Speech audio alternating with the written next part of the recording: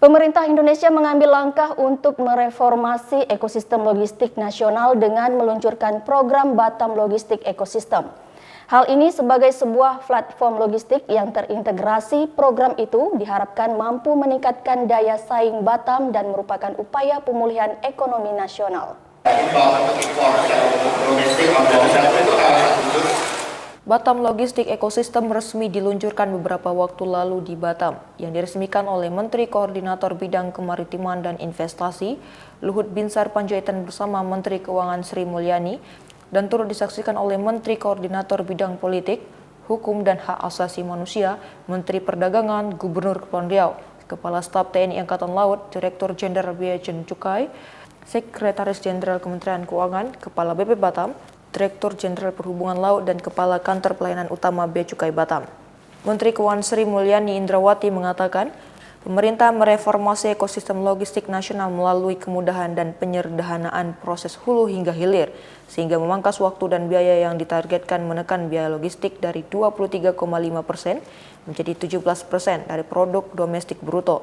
Dengan reformasi ini, sektor logistik akan makin meningkat, tidak hanya dari sisi efisiensi, tapi juga kontribusinya dalam meningkatkan daya kompetisi seluruh perekonomian nasional. Selama ini, logistik Indonesia relatif tidak efisiensi dibandingkan dengan negara tetangga.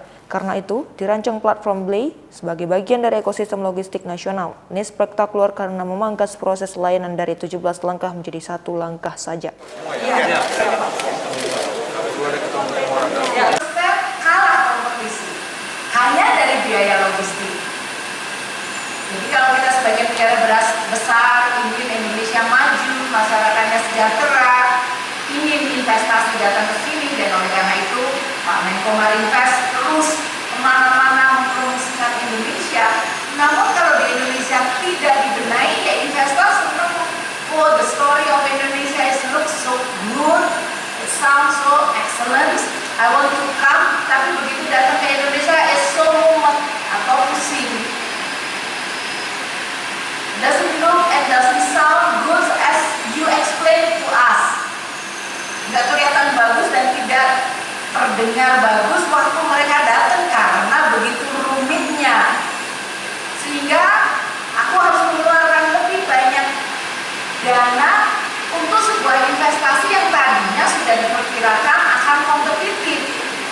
Karena size ekonomi Indonesia besar, growing middle class, dan juga kita dekat dengan hub internasional. Ajun TV Kepri dari Batam mengabarkan.